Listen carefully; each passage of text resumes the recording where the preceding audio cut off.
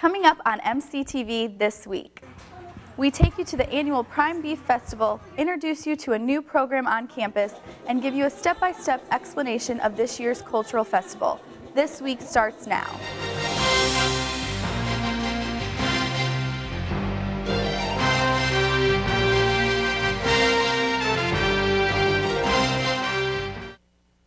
Welcome to MCTV This Week with Haley Meyer. I'm Haley Turner. Thanks for joining us.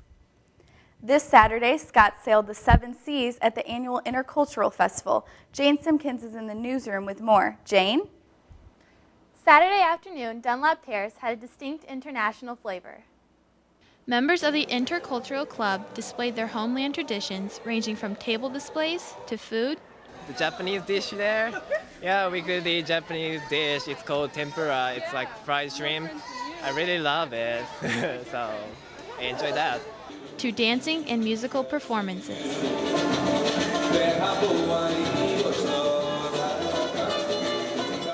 Professional dancer Edelson Lima and his dance troupe were the main entertainment.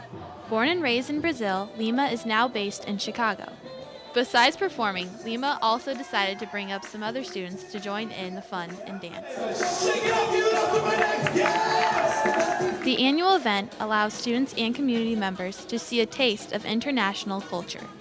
I hope they get motivated to travel more and travel to other countries and just get to know the cultures and see that they're pretty different and that you can have fun in all the different countries. The next Intercultural Life event will take place on September 22nd, featuring slam poetry in honor of Latino Heritage Month.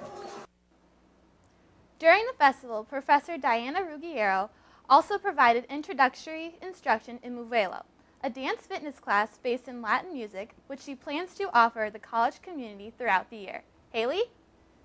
Thanks, Jane. Monmouth College's annual Labor Day lecture focused on housework and how women's roles have changed. Dr. Jane Simonson from Augustana College spoke on the history of the development of women's housework labor and how this term has changed from women's early status in the 1830s to women today. One of the ways we think about labor is when I work for someone else, I sell myself to that person or sell my time to that person. So we've tried to keep housework out of that because we often think of housework as a labor of love or child raising as a labor of love. But women have actually been talking about how much it is worth for a long time and talking about how they've been unable to support themselves, how their wages belong to their husbands or their properties belong to their husbands.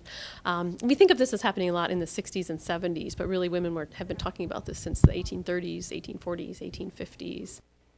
The annual Labor Day lecture is sponsored by the History Department.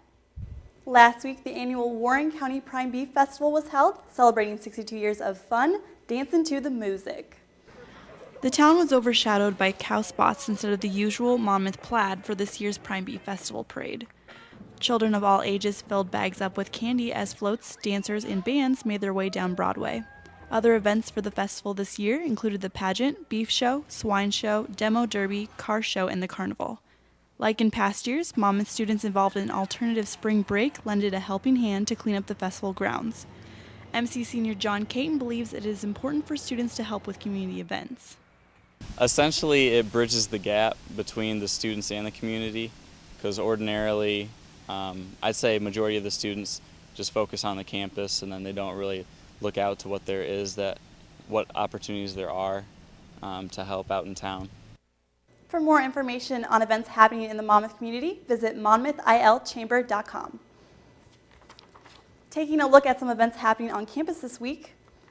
Tonight, the Teaching and Learning Center will be in lower level Stockdale from 7 to 8 p.m. discussing the ins and outs of note-taking and textbook reading. Also, Friday night's MC's annual Family Weekend will start with comedian and musician Michael Kent in the Jall Chapel at 8 p.m., and festivities will continue throughout the weekend. Coming up in sports after the break. We went down to the tennis courts to talk about the women's season so far.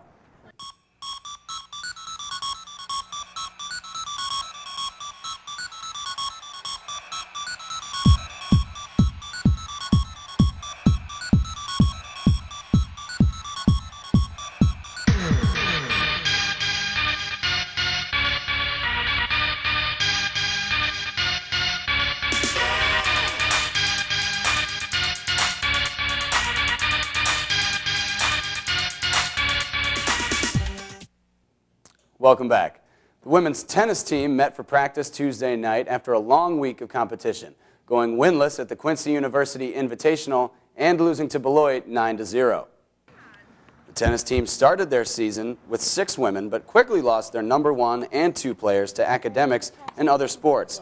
Down to a team of 4, the team has to find 3 other women to create a full lineup. We are fortunate to have a well-bonded team, so I think they enjoy going to matches together. Unfortunately, the optimism coming on and off the court isn't as high as I would like. Coach Wegner welcomes anyone with some tennis experience to come out and give practice a shot. The girls practice Monday and Friday 5 to 7, Tuesday and Thursday 6:30 to 8:30. The girls are heading to Galesburg this Saturday to face off against rivals Knox College. We'll be back in just a second. Here are your scores for this week.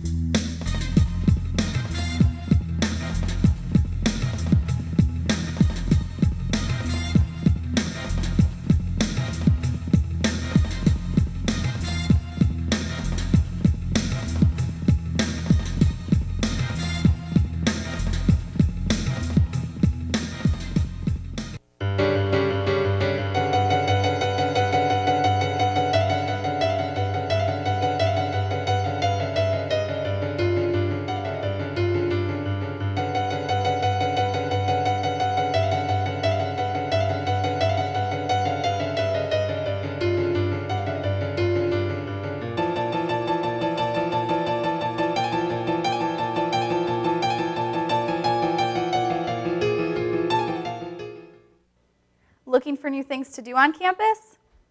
Underground Programs, also known as UP, has scheduled several activities for MC students this year.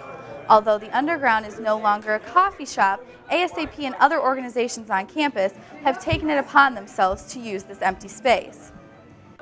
Each month, there will be a new opportunity for students to participate in trivia, bingo, tabletop games, or poetry readings.